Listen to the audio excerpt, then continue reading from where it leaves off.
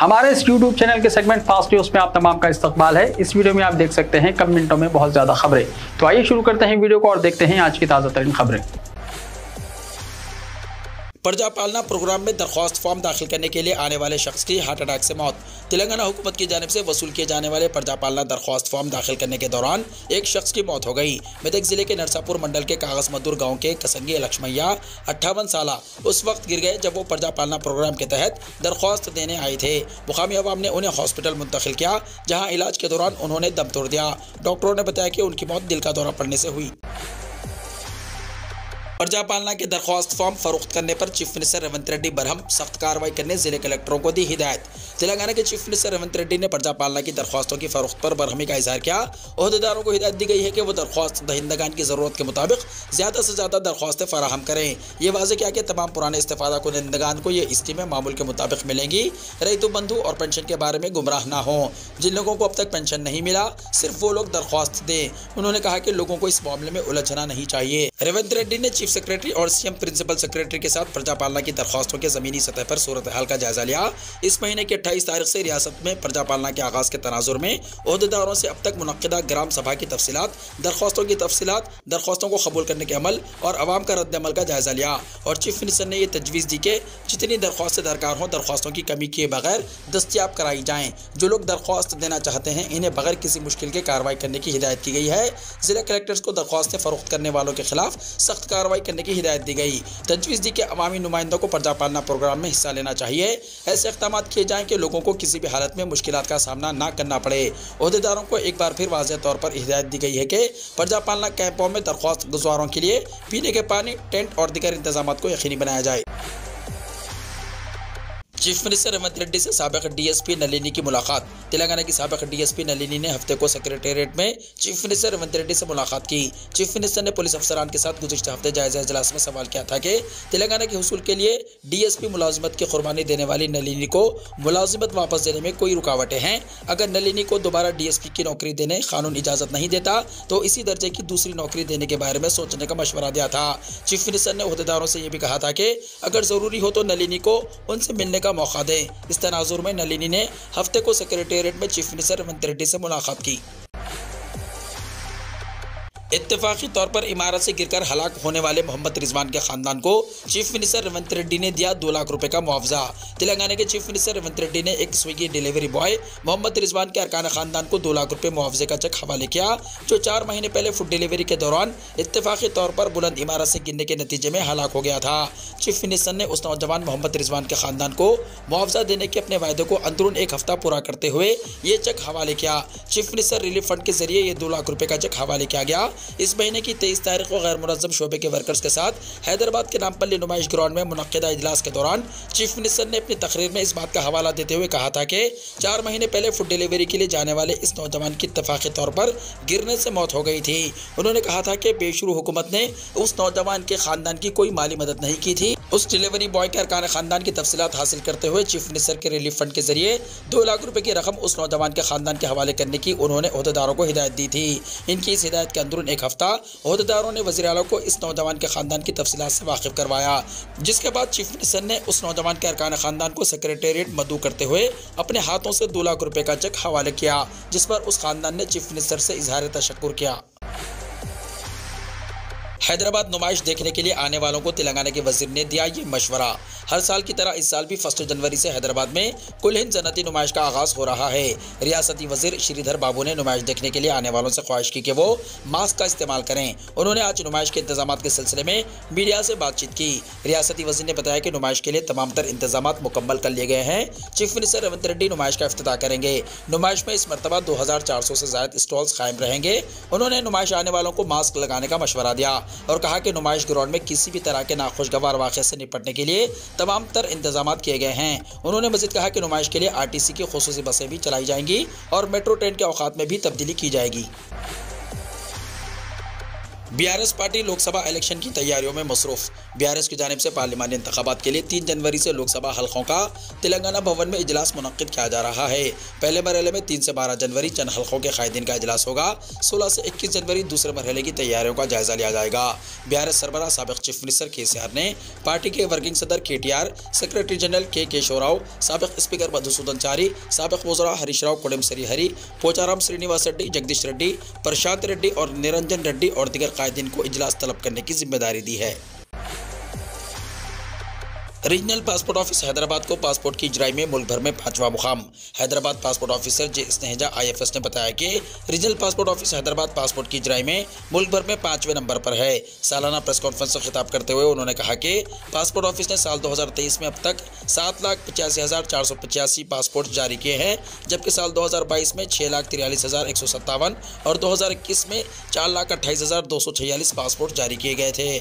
उन्होंने कहा कि कोरोना वबा से पहले साल 2019 में भी 5,32,785 पासपोर्ट जारी किए गए थे। मुल्क भर में साल 2023 में जुमला 1.5 करोड़ पासपोर्ट जारी किए गए थे। स्नेहजा ने कहा कि इस साल हाजियों की सहूलत के लिए खुसूसी हज काउंटर पासपोर्ट ऑफिस में कायम किया गया है और अब तक 400 पासपोर्ट हाजियों के लिए जारी किए गए हैं। उन्होंने कहा कि तेलंगाना स्टेट हज कमेटी की शराकतदारी से चलाए जाने वाला हज काउंटर 15 जनवरी तक कारगर रहेगा और आज़मीन हज पासपोर्ट के हुसूल के लिए इस काउंटर से इस्तेफादा कर सकते हैं। हैदराबाद पासपोर्ट ऑफिसर ने कहा कि पासपोर्ट दरख्वास्तों में इजाफे के पेश नज़र हफ्ते को भी पासपोर्ट ऑफिस काम कर रहा है। उन्होंने कहा कि हैदराबाद पासपोर्ट ऑफिस के तहत 5 पासपोर्ट सेवा केंद्र काम कर रहे हैं, जबकि 14 पोस्ट ऑफिस पासपोर्ट सेवा केंद्र कारगर हैं और इन पासपोर्ट सेवा केंद्र के जरिए 4,000 पासपोर्ट दरख्वास्तें वसूल की जाती हैं। 31 दिसंबर को सवारी से इनकार पर कैब ड्राइवर्स को जुर्माना। कमिश्नर साइबराबाद पुलिस अविनाश मोहंती ने 31 दिसंबर की सालाना तकारीब के लिए गाइडलाइंस और तहदीदात जारी करते हुए कहा कि टैक्सी ड्राइवर्स और ऑटो रिक्शाओं की जानिब से सवारी से इनकार पर शहरी व्हाट्सएप नंबर 9490617346 पर शिकायत कर सकते हैं और ई चालान की शक्ल में 500 रुपये जुर्माना आयद किया जाएगा। उन्होंने बताया कि नेहरू आउटर रिंग रोड और PVNR एक्सप्रेस वे को सिर्फ एयरपोर्ट जाने वाली गाड़ियों के लिए खुला रखा जाएगा और 31 दिसंबर को 8 बजे रात से गाड़ियों की चेकिंग की जाएगी और ये देखा जाएगा कि आया कोई हालत नशे में ड्राइविंग तो नहीं कर रहा है। इंटरमीडिएट की एग्जाम फीस दाखिल करने की तारीख बढ़ा दी गई। Telangana board of intermediate education ने इम्तिहानी फीस की अदायगी की तारीख में तौसी की है। 2500 रुपये देरीना फीस के साथ 3 जनवरी तक फीस दाखिल की जा सकती है। बोर्ड के ज़राए ने बताया कि 21 दिसंबर को इंटरमीडिएट के सालाना एग्जाम्स में शिरकत के लिए फ़ीस दाखिल करने की तारीख खत्म हो गई, लेकिन ताज़ा तौर पर यह फैसला किया गया है ताकि ज़्यादा से ज़्यादा तलबा को फ़ायदा हो सके। इंटर फर्स्ट ईयर और सेकेंड ईयर में तमाम कोर्सेस में तालीम हासिल करने वाले तलबा की तादाद 10,59,233 है, जिनमें अब तक 9,77,044 तलबा ने फ़ीस अदा कर दी है। बाकी तलबा के लिए देरीना फ़ीस के साथ फ़ीस अदा करने की सहूलत फराहम की गई है। वाज़ेह है कि बोर्ड ऑफ इंटरमीडिएट एजुकेशन ने गुज़िश्ता रोज़ी इंटर फर्स्ट ईयर और सेकेंड ईयर के एग्ज़ाम से मुताल्लिक़ टाइम टेबल को भी जारी कर दिया, जिसके मुताबिक एग्ज़ाम्स 28 फरवरी से 19 मार्च तक मुनक़िद होंगे। तेलंगाना में 10th क्लास के सालाना एग्जाम्स का शेड्यूल हुआ जारी। तेलंगाना में 10th क्लास के एग्जाम का शेड्यूल महकमे तालीम ने जारी किया है। सानवी तालीमी बोर्ड के डायरेक्टर ने बताया कि एग्जाम्स 18 मार्च से 2 अप्रैल तक मुनक़िद होंगे। ये एग्जाम्स सुबह 9:30 बजे से 12:30 बजे तक होंगे। 18 को फर्स्ट लैंग्वेज, 19 को सेकंड लैंग्वेज, 21 को इंग्लिश, 23 को मैथ्स, 26 को साइंस का पहला पर्चा, 28 को साइंस का दूसरा पर्चा, 30 को सोशल स्टडीज़, 1 अप्रैल को वोकेशनल कोर्सेज के लिए संस्कृत का पहला पर्चा और अरबी का पहला पर्चा, 2 तारीख को अरबी का दूसरा पर्चा होगा। 12 साल लड़की हॉस्टल जाने से बचने के लिए कई दिनों तक मुफ्त बस में सफ़र करती रही। 12 साल कनकोंटला वासिया कृष्णा चारशंबा 27 दिसंबर को करीमनगर जाने के लिए पेद्दापल्ली में RTC बस में सवार हुई, जहां इसका दाखिला बोर्डिंग स्कूल में हुआ था। अपना आधार कार्ड साथ लेकर इसने अपने हॉस्टल वापस जाने से बचने के लिए चंद दिनों तक RTC बसों में मुफ्त सफ़र करती रही। इसके इस एडवेंचर ने न सिर्फ इसके घर वालों को परेशान किया, बल्कि सोशल मीडिया पर भी इसके लापता होने के बारे में पोस्टें वायरल हुई। ताहम वो RTC बसों पर सफ़र करती रही, जो खवातीन के लिए मुफ्त सफर की पेशकश करती है। लड़की पेद्दापल्ली में अपने दादा से मिलने गई थी। जब उसकी छुट्टी खत्म हुई तो उसके दादा इसे बस स्टेशन पर ले गए और लड़की के वालिद नरसिम्हम को इत्तला दी कि वो बस में सवार हो गई है और उन्होंने लड़की के वालिद के साथ बस का नंबर भी शेयर किया। लड़की का मकसद करीमनगर के मंचरियाल चौराहे पर बस से उतरना था। जब उसके वालिद मौके पर पहुंचे और बस का इंतजार किया, बस आ गई लेकिन लड़की नहीं आई। उसके वालिद ने बस कंडक्टर से पूछा कि वो कहाँ है और उन्हें बताया गया कि वो बाईपास रोड पर उतरी है। अपने आधार कार्ड का इस्तेमाल करते हुए लड़की ने 36 घंटे के दौरान जगत्याल, निजामाबाद, सिद्दीपेट, कामारेड्डी और हैदराबाद का सफर किया। जरा के मुताबिक लड़की ने करीमनगर में अपने हॉस्टल वापस जाने से बचने के लिए नॉन स्टॉप आरटीसी बसें ली थी। जैसे ही उसकी गुमशुदगी की तस्वीर सोशल मीडिया पर वायरल हुई, पुलिस को अलर्ट करते हुए बिलाखिर इसे तलाश कर लिया गया। जुमा 29 दिसंबर को सिकंदराबाद के जुबली बस स्टेशन पर इसके ठिकाने का पता चला। मीडिया से बात करते हुए करीमनगर दही के assistant commissioner of police T Karunakar Rao और circle inspector CIA Pradeep Kumar ने ऐलान किया कि 36 घंटे की तलाश के बाद लड़की को ढूंढ लिया गया और इसे इसके अहल खाना के हवाले कर दिया गया। उन्होंने सोशल मीडिया पर लड़की की गुमशुदगी के बारे में बात करते हुए आवाम का शुक्रिया अदा किया। उन्होंने कहा कि लड़की की तलाश के लिए पुलिस के 4 यूनिट भेजे गए थे। CI ने वालिदैन को मशवरा दिया कि वो अपने बच्चों के साथ अच्छे अंदाज में बातचीत करें, नौजवानों में जहनी सेहत के मुमकिन मसाइल से बचने के लिए खुले राब्ते की अहमियत पर जोर दें। ट्रेन की टक्कर से 2 नौजवान हलाक, पुराने शहर में हादसा। शहर के इलाके तालाब कट्टा चाचा गैरेज के करीब कल शाम ट्रेन की टक्कर से 2 नौजवान हलाक हो गए। महलूकिन की शनाख्त आरिफ पटेल साकिन तालाब कट्टा और मोइन बाग के रहने वाले सैयद इमरान के तौर पर की गई है। इत्तला मिलते ही जनाब जाफर हुसैन मिराज रुकन असम्बली मजलिस हल्का याकूतपुरा ने मुकामी वाक़ा का मुआयना किया और पुलिस से इस वाक़े की जामे तहक़ीक़ात का मुतालबा किया। मुकामी अफराद का कहना है कि झगड़े के बाद एक नौजवान इन दोनों को वहाँ लेकर गया था। चीफ मिनिस्टर रेवंत रेड्डी जल्द 1000 इलेक्ट्रिक बसों का आगाज करेंगे, पूनम प्रभाकर ने कहा। रियासती वजीर ट्रांसपोर्ट पूनम प्रभाकर ने हैदराबाद शहर के NTR मार्ग पर वाक़े अम्बेडकर मुजस्समे पर 80 नई बसों को हरी झंडी दिखाकर आगाज किया। इस मौके पर बात करते हुए पूनम प्रभाकर ने कहा कि चीफ मिनिस्टर रेवंत रेड्डी की क़यादत में ख़वातीन को मुफ्त बस सफ़र फराहम करने का तारीख साज फैसला लिया गया। उन्होंने कहा कि अब तक 6 करोड़ ख़वातीन महालक्ष्मी स्कीम के जरिए सफ़र कर चुकी हैं। उन्होंने वाज़ेह किया कि उनकी हुकूमत का अव्वलिन मकसद RTC इदारे और कारकुनों की फलाह और बहबूद का तहफ़्फ़ुज़ है। रियासती वज़ीर ने कहा कि असेंबली इंतख़ाबात के दौरान 6 ज़मानतों के ताल्लुक से किए गए वादों को हर सूरत में पूरा किया जाएगा। पूनम प्रभाकर ने कहा कि मरहलावारी तौर पर सभी बकाया जात को अदा किया जाएगा। उन्होंने कहा कि 100% ऑक्यूपेंसी पार कर चुकी है और आने वाले दिनों में मुसाफिरों को बेहतर खिदमत फराहम की जाएंगी। रियासती वज़ीर ने कहा कि RTC बस स्टैंड में ख़वातीन के तहफ़्फ़ुज़ और अमन व अमान की बरकरारी के लिए हर मुमकिन इक़दाम किए जाएंगे। वज़ीर पूनम प्रभाकर ने इंकशाफ किया कि वो RTC के नुकसान को ख़त्म करने के लिए पहल करेंगे और जल्द ही chief minister Revanth Reddy 1000 electric बसों का आगाज़ करेंगे। इस प्रोग्राम में GHMC के मेयर गदवाल विजयलक्ष्मी, TSRTC के MD Sajjanar, CP Srinivas Reddy, RTC और महकमे ट्रांसपोर्ट के अफसरान ने शिरकत की। ज़रूरी दस्तावेज़ात के बगैर दरख्वास्त कबूल करने अहदेदारों को हिदायत। हुकूमत की 6 ज़मानतों से इस्तिफ़ादा के लिए रियासत भर में अवामी जोश व खरोश को देखते हुए हुकूमत ने अहदेदारों को हिदायत दी है कि दरख्वास्तों की कबूलियत के मामले में दरकार सर्टिफिकेट्स पेश करने के लिए इसरार ना करें। हैदराबाद के इंचार्ज और वज़ीर ट्रांसपोर्ट पूनम प्रभाकर ने दफातर में दरख्वास्तों के अदखाल की सूरत हाल का जायज़ा लिया। अवाम ने रियासती वज़ीर से शिकायत की कि अहदेदार दरख्वास्त फॉर्म के साथ ज़रूरी सर्टिफिकेट्स की नकल पेश करने के लिए इसरार कर रहे हैं। दरख्वास्तों के अदखाल की आखिरी तारीख 6 जनवरी है, लिहाजा फौरी दरकार सर्टिफिकेट्स का इंतजाम करना मुमकिन नहीं। पूनम प्रभाकर ने अहदेदारों को हिदायत की है कि अवाम से अपने दावे के हक़ में सर्टिफिकेट्स की अदम मौजूदगी के बावजूद दरख्वास्तों को कबूल करें। पूनम प्रभाकर ने कहा कि दरख्वास्तों की जाँच के दौरान मुस्तहिक़ अफराद का इंतखाब होगा और कोई भी मुस्तहिक़ शख्स स्कीमात के फ़वाइद से महरूम नहीं रहेगा। उन्होंने वाज़ेह किया कि हुकूमत की स्कीमात से इस्तिफ़ादा के लिए किसी की सिफारिश की ज़रूरत नहीं और मुकम्मल शफ़ाफियत से उम्मीदवारों का इंतखाब अमल में आएगा। प्रभाकर ने कहा कि अब हस्तम प्रजा पालना प्रोग्राम के तहत रियासत भर में 6 जनवरी तक दरख्वास्तें कबूल की जाएंगी। हर पंचायत और बल्दी वार्ड में खुसूसी काउंटर्स कायम किए गए हैं और हुकूमत ने तीनों ज़बानों में दरख्वास्त फॉर्म्स बड़ी तादाद में सरबराह किए। वज़ीर के मुताबिक दरख्वास्तों के अदखाल में कोई शुबहात हों तो अहदेदारों से रुजू करें। तेलंगाना में शदीद सर्दी की लहर, आइंदा 2 दिन तक इन अजला में शदीद सर्दी की पेशकशी। तेलंगाना रियासत इन दिनों शदीद सर्दी की लपेट में है। जनूबी हिंद की इन रियासतों में दर्जा हरारत में रोज़ बरोज़ गिरावट होती जा रही है। कई मुकामात पर सड़कों पर बड़े पैमाने पर कोहरा देखा जा रहा है। महकमे मौसमियात ने छोटे बच्चों, ज़ईफ़ अफराद और हामिला ख़वातीन को एहतियात का मशवरा दिया है। सुबह तकरीबन 9 बजे तक भी सड़कों पर कोहरा देखा जा रहा है। कोहरे की वजह से शहर हैदराबाद के शमशाबाद एयरपोर्ट पर तैयारों की आमदोरफ्त भी मुतासिर होने की इत्तला मिली है। सर्दी से बचने के लिए लोग सड़कों पर आग तापने का काम कर रहे हैं। कोहरे की वजह से हादसात भी पेश आ रहे हैं क्योंकि रास्ता साफ नजर नहीं आ रहा है। शुमाली हिंद से तेलंगाना की सिमत चलने वाली सर्द हवाओं के नतीजे में सर्दी की लहर में इजाफा देखा जा रहा है।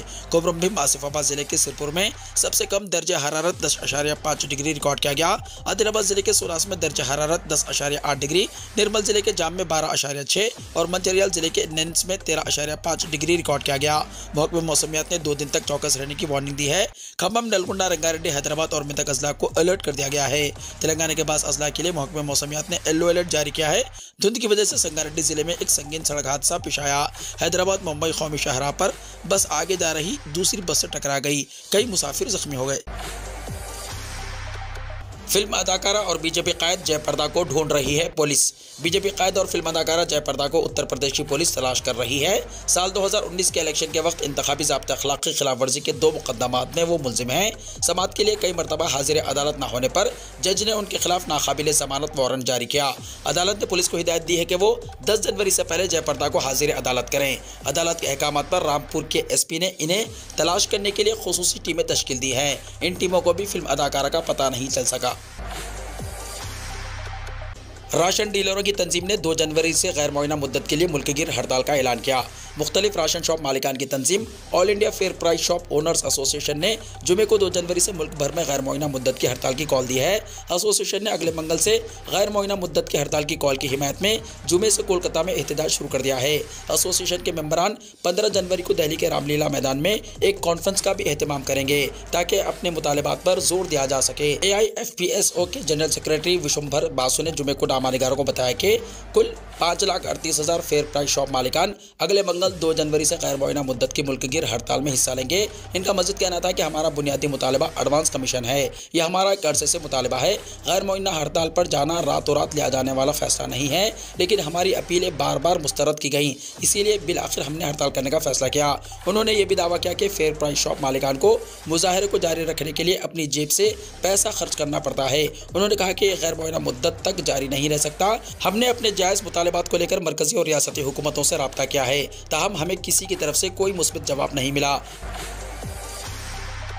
हिंदुस्तान 22 जनवरी को जगमग जगमग होना चाहिए, वज़ीर आज़म ने कहा।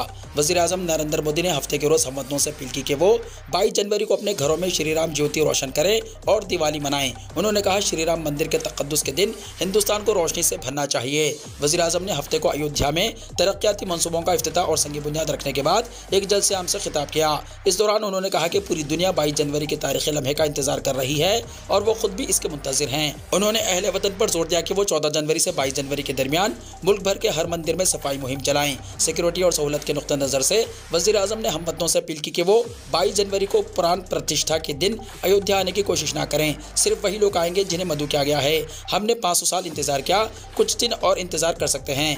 प्राण प्रतिष्ठा के बाद वो किसी भी वक्त अयोध्या आ सकते हैं। वज़ीर आज़म ने अपने अज़म का इरादा किया कि वो अयोध्या धाम की तरक्की में कोई कसर नहीं छोड़ेंगे। उन्होंने अयोध्या के लोगों से कहा कि वो मुल्क और दुनिया से आने वाले मेहमानों के इस्तकबाल के लिए तैयार हो जाएं। सिर्फ एक गलती से डिलीट हो सकता है आपका फेसबुक इंस्टाग्राम अकाउंट, हुकूमत का नया उसूल नाफिज। सोशल मीडिया का इस्तेमाल करने वाले अशखास के लिए हुकूमत नया उसूल लेकर आई है। इस नए उसूल के मुताबिक आपने अगर एक गलती कर दी तो फिर फेसबुक, इंस्टाग्राम समेत दीगर सोशल मीडिया अकाउंट्स हमेशा के लिए डिलीट हो जाएंगे। अगर आप ऐसा नहीं चाहते तो फिर आपको गलती करने से बचना होगा। दरअसल हुकूमत ने डिजिटल पर्सनल डेटा प्रोटेक्शन की सिफारिश के बाद एक उसूल नाफिज किया है। इसमें बगैर यूज़र को बताए हुए ही सोशल मीडिया अकाउंट को डिलीट कर दिया जाएगा।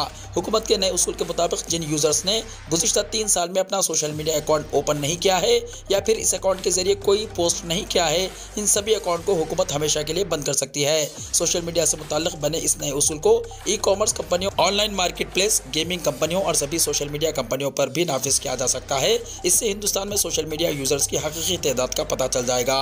हुकूमत के इस उसूल से उन यूजर्स को सबसे ज्यादा नुकसान होगा जो कई महीनों तक अपना अकाउंट ओपन नहीं करते और एक बार जब अपने अकाउंट का पासवर्ड भूल जाते हैं तो इसकी जगह नया सोशल मीडिया अकाउंट बना लेते हैं। अगर आपने भी ऐसे कई अकाउंट्स बनाए हुए हैं तो यह यकीनी है कि आपका पुराना बंद पड़ा हुआ अकाउंट हमेशा के लिए डिलीट कर दिया जाएगा। हुकूमत के एक अफसर ने इस सिलसिले में जानकारी देते हुए बताया कि सोशल मीडिया कंपनियों की तरफ से हुकूमत को फीडबैक मिला था। इसमें कहा गया कि अगर लॉ इन्फोर्समेंट एजेंसी बंद पड़े अकाउंट की तादाद जमा करना चाहती है तो वो 3 साल बाद अकाउंट बंद करके हासिल कर सकती है। कुदरत का करिश्मा, डॉक्टरों की जानिब से मुर्दा करार देने के बाद खातून जिंदा हो गई। हमीरपुर में कुदरत का करिश्मा देखकर लोग दंग रह गए। इलाज के दौरान खातून की मौत के कई घंटे बाद न सिर्फ सांस लेने लगी बल्कि कफनपोश खातून अचानक बेदार हो गई और अपने शोहर से पानी मांगने लगी। ये मंजर देखकर शोहर की आंखें खुशी से भर आईं। खातून अब अपने घर वापस आ गई है। जब से इसकी जिंदगी वापस आई है घर में जश्न का माहौल है। हमीरपुर जिले के रत कोतवाली इलाके के सदर गाँव के मतादिन राय कुंवर अपनी बीवी और बच्चों के साथ रह रहे हैं। उनकी अहल्या अनिता 33 साल साला तवील अरसे से कैंसर में मुब्तला थी। इब्तदाई तौर पर घर वालों को इसके कैंसर का इल्म नहीं था, लेकिन पड़ोसी रियासत मध्य प्रदेश के भोपाल और छतरपुर में तहकीकात के दौरान संगीन बीमारी की इत्तला मिली। अपनी बीवी के इलाज के लिए मुतादिन अमृतसर, जालंधर और चंडीगढ़ के बड़े अस्पतालों में भागे। इन अस्पतालों में खातून का इलाज किया गया। लवाहिकीन ने बताया कि इब्तदाई तौर पर बुखार और दर्द की शिकायत की वजह से इसका इलाज इलाके के अस्पताल में किया गया, लेकिन कोई फायदा नहीं हुआ। इसके बाद मुझे मेट्रोपॉलिटन अस्पतालों में जाना पड़ा। जब टेस्ट में कैंसर की अलामत जाहिर हुई तो अनीता को जालंधर के एक बड़े अस्पताल में दाखिल कराया गया। जब डॉक्टरों ने कई रोज तक इसका इलाज किया, इलाज के दौरान मुतादिन अपनी माली हालत की वजह से और भी कमजोर हो गया। इलाज के दौरान बीवी की सांस रुक गई। डॉक्टरों ने भी खातून को मुर्दा करार देकर लाश लावाहिकीन के हवाले कर दी। ताहम कई घंटे बाद दोबारा जिंदा होने पर अहले खाना हक्का बक्का रह गए। गाँव के लोग इसे कुदरत का करिश्मा मान रहे हैं। मुतादिन रायकवान ने बताया कि बीवी की जालंधर के अस्पताल में इलाज के दौरान मौत हो गई। डॉक्टरों ने भी इसे मुर्दा करार दिया था। बताया गया कि अनीता की लाश अस्पताल से मिलने के बाद इसे एम्बुलेंस के जरिए हमीरपुर गांव लाया जा रहा था। जब नोएडा के करीब दरमियान में पहुंची तो बीवी सांस लेने लगी। अचानक इसने हाथ उठाकर पीने के लिए पानी मांगना शुरू कर दिया और एम्बुलेंस के अमले समेत सब हैरान रह गए। बताया कि अहलिया के जिंदा होने पर अहले खाना और रिश्तेदारों में खुशी की लहर है। घर वालों की आंखें खुशी से भर गई। सऊदी अरब में बर्फबारी, आलूस पहाड़ी इलाके ने सफ़ेद चादर ओढ़ ली। सऊदी अरब जहां मीलों तवील तपते सहरा हैं, वहीं ऐसे इलाके भी हैं जहां बर्फबारी भी होती है। जहां इन दिनों सऊदी अरब के तबूक रीजन में होने वाली शदीद बर्फबारी की वजह से आलूस पहाड़ी इलाके ने सफ़ेद चादर ओढ़ ली है और दिलकश मंजर पेश कर रहा है। बर्फबारी देखने और मौसम से लुत्फानंदोज होने के लिए शहरियों और सयाहों की बड़ी तादाद इस इलाके का रुख कर रही है। मौसम सरमा के दौरान आलूस पहाड़ पर हर साल बर्फबारी होती है और वो बर्फ से ढक जाता है। इंडोनेशिया के शहर आसिया में 5.9 शिद्दत का जलजला। इंडोनेशिया में ज़ेर समंदर जलजले से सुबह आसिया लरज़ उठा। तहम जलजले की वजह से किसी जानी या माली नुकसान की फौरी तौर पर कोई इत्तला नहीं है। अमेरिकी जियोलॉजिकल सर्वे ने कहा कि 5.9 शिद्दत के जलजले का मरकज़ आसिया सूबे के सहेली शहर सीना बांग से 362 किलोमीटर यानी 225 मील मशरक़ में 10 किलोमीटर यानी 6.2 मील की गहराई में था। इंडोनेशिया की मेट्रोलॉजिकल, क्लाइमेटोलॉजी और जियोफिजिकल एजेंसी ने कहा कि सुनामी का कोई खतरा नहीं है, लेकिन जलजले के बाद झटके लगने के इम्कान के बारे में वार्निंग जारी की है। एजेंसी ने जलजले की इब्तदाई शिद्दत 6.3 बताई है। इंडोनेशिया 270 मिलियन से ज्यादा आबादी का एक वसी जजीरा नुमा अक्सर जलजलों और आतिशफिशा फटने का शिकार होता रहता है। वीडियो को लाइक शेयर कीजिए और हमारे इस YouTube चैनल को सब्सक्राइब करते हुए इसके बेल आइकॉन को भी प्रेस कर लीजिए ताकि हर आने वाली वीडियो का नोटिफिकेशन सबसे पहले आपको मिलता रहे।